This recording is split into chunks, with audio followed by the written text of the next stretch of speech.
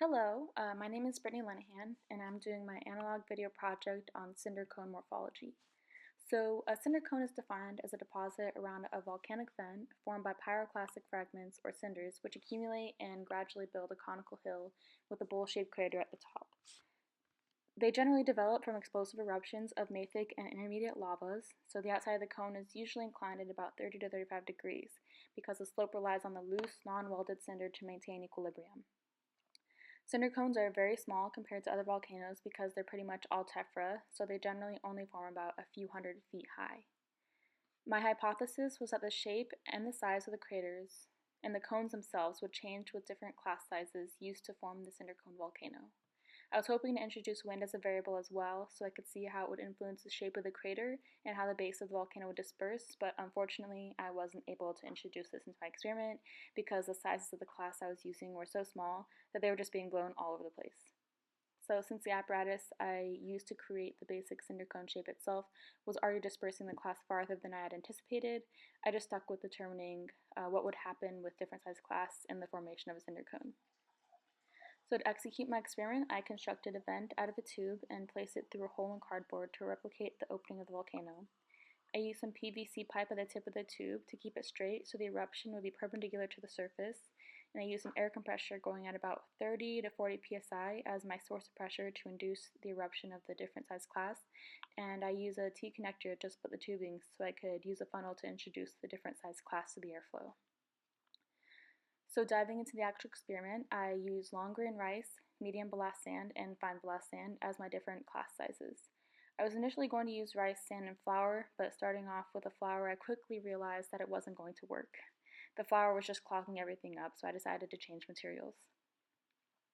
I performed 3 experiments for each size class I was using, and after each eruption, I took measurements of the dimensions, which were the diameter of the crater formed, the width of the base of the volcano formed, and the height from the base of the volcano to the edge of the crater. So I started off with the rice. This part of the experiment was the most time consuming because the rice wasn't running through the tube as fast as I liked, and it needed a little manipulation to actually get out of the funnel, through the tube, and into the airflow.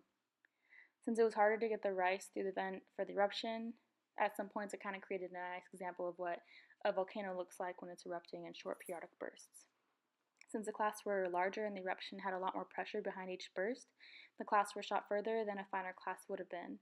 So in the end, the cinder cone that was formed by the rice was very short, had a shallow crater that wasn't very wide, and had a widely dispersed base. Being the first experiment, I was a little discouraged. It didn't give me a lot of confidence that the rest of the experiments were going to make nice visible cone shapes because the cone formed by the rice wasn't very prominent, as you can see in the pictures. The second experiment was the medium blast sand.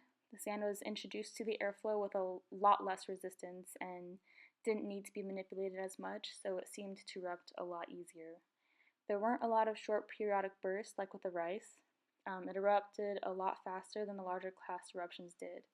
Since the eruptions were in periodic bursts, there was a steadier flow, and with less dense material and without high pressure bursts, the medium blast sand didn't travel as far and it stayed closer to the initial point of eruption.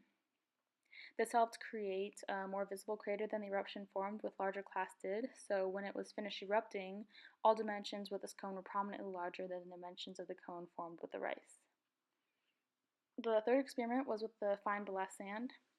This was definitely the easiest eruption to execute because the sand went through the tubes with hardly any manipulation at all. It was by far the largest cinder cone formed and really helped show the smaller the class, the tighter together the cone is.